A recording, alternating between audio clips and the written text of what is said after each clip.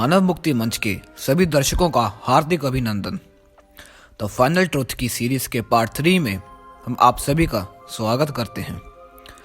आगे बढ़ने से पहले आपसे अनुरोध है कि अगर आपने the final truth of series के पहले 2 पार्ट्स नहीं देखे हैं तो कृपया पहले आप उन्हें देख लीजिए, ताकि आप समझ सकें कि क्यों नास्ट्राडामस ने शायरन सेलिन या मुक्तिदाता को सेकंड कमिंग कहा है। उसके पहले 2 पार्ट्स की लिंक मैं डिस्क्रिप्शन में डाल रहा हूं, आप जाके चेक करिए। तो चलिए शुरू करते हैं। The final truth part 3। इस पिक्चर को ध्यान से देखिए। यह नास्ट्राडामस के मुक्तिदाता की है या शायरन सेलिन की। इसमें मुक्तिदाता के सिर पर जो ताज है उस पर रूस्टर अर्थात मुर्गे का प्रतीक चिन्ह है। यह रूस्टर या मुर्गा पूर्व में ग्रीस में भी वीरता का प्रतीक माना जाता था, और यीशु मसीह जब एक बार यरूशलेम गए थे तो उन्होंने वहां पर अपनी तुलना एक मुर्गे से की थी और कहा था कि जैसे एक मुर्गी अपने बच्चों को इकट्ठा करती है, मैं वैसे ही तुम्हें इकट्ठा करने की लालसा करता हूँ, पर तुम्हारे पास जो भेजे जाते हैं तुम उनको मारते हो।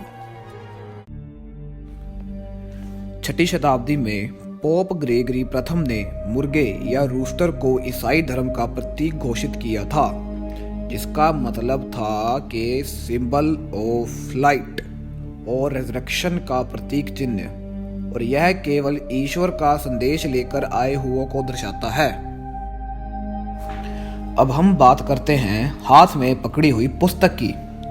यह पुस्तक को ध्यान से देखिए, जिसके कवर पर 3 गोल आकृतियां बनी हुई हैं। वैसे तो क्रिश्चियनिटी में यह ट्रिनिटी को भी दर्शाता है, जैसे पुत्र, पवित्र आत्मा और पिता, और हमारे सनातन धर्म में भी ठीक वैसे ही जीवात्मा, आत्मा और परमात्मा है।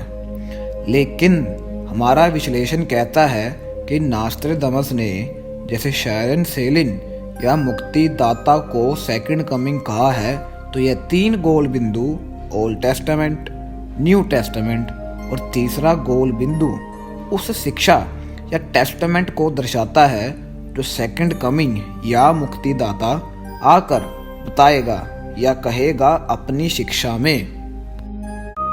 अब आप इस चित्र में जो कुल्हाड़ी देख रहे हैं, वह फ्रांस में पूर्व में धर्म और न्याय की रक्षा करने वाले न्यायाधीश का प्रतीकात्मक चिन्ह होता था।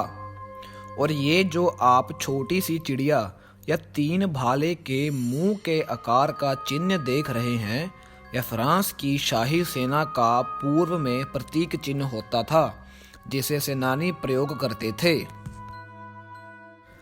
नास्ट्राडामस द्वारा चित्र में बनाए गए ये अलग अलग चिन्ह कुछ वैसे ही वर्णन करते हैं जैसे संत रविदास जी ने कहा था, ज्ञानी और विज्ञानी होगा, वह अद्भुत सेनानी होगा। उनका सबका इशारा एक धार्मिक योद्धा की ओर हो सकता है।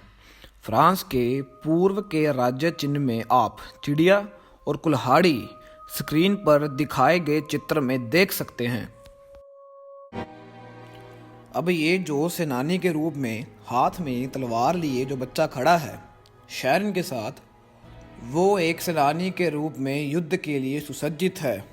अब हमारा विश्लेषण ये कहता है कि ये बच्चा शायरन के साथ उन छोटे छोटे अनुयायियों का प्रतीक है जो शायरन के साथ मिलकर एक नई क्रांति का सूत्रपात करेंगे। और इन्हें छोटा इसलिए दिखाने का प्रयास किया गया है कि वे छोटे छोटे अनुयायी साधारण परिवारों से ही होंगे, जैसे कि जय गुरुदेव ने कहा था। अब हम बात करते हैं चित्र के साइड में बने हुए घोड़े और छोटे मेमने की आकृति पर।